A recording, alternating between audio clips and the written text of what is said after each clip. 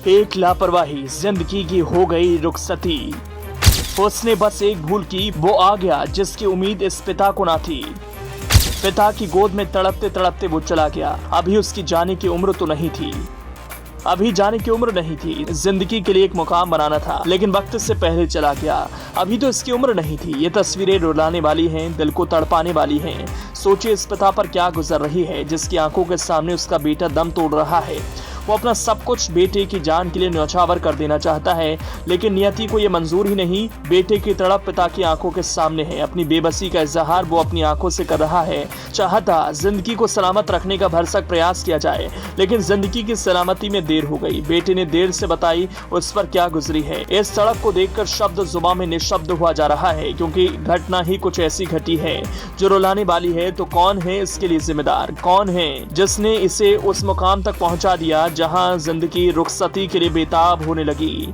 वो जाना नहीं चाहता है, जीना चाहता है, अपने अब्बा के पास रहना चाहता है, उनसे कुछ सीखना चाहता है, बहुत कुछ करना चाहता है। लेकिन हाय रे वो भूल, वो बचपना जिसके कारण आज उसकी जिंदगी की हाल हुआ।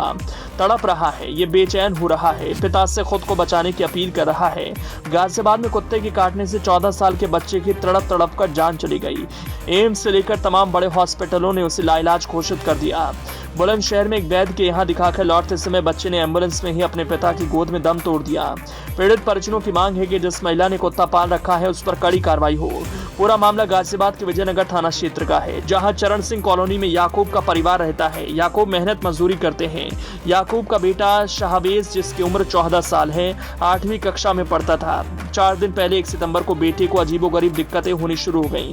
उसको पानी देखने से डर लगने लगा, खाना पीना बंद कर दिया, कभी कभी भौंकने जैसी आवाजें भी मुंह से निकालने लगा। फैमिली ने कुछ डॉक्टरों को दिखाया तो पता चला कि कुछ समय पहले किसी कुत्ते ने काटा, जिसका इन्फेक्शन अब ज्यादा फैल गया।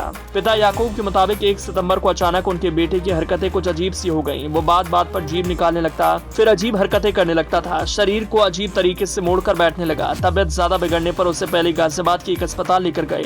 डॉक्टर ने बताया कि बच्चे को रेबीज हो गया है। इन्फेक्शन ज्यादा होने की बात कहकर डॉक्टर ने दिल्ली ले जाने की बात कही। जीटीबी और एम्स तक ले गए, लेकिन कहीं भी बेटे को इलाज नहीं मिला। बच्चे के दादा मतलूब अहमद ने बताया, पोते से जब पूछा तो उसने बताया कि करीब 1.5 महीने पहले पड़ोस में रहने वाली आंटी के कुत्ते ने उसको काट लिया था। डर के मारे उसने बात घर पर नहीं बताई, जिस वजह से बच्चे को तुरंत उचित इलाज नहीं दिया जा सका। जब बच्चे में लक्षण दिखने शुरू हुए तब हमें पता चला। 3 दिन से हम लोग एम्बुलेंस लेकर जीटीबी दिल्ली, एम्स दिल्ली सहित मेरठ, गाजियाबाद के हॉस्पिटलों में घूमते रहे।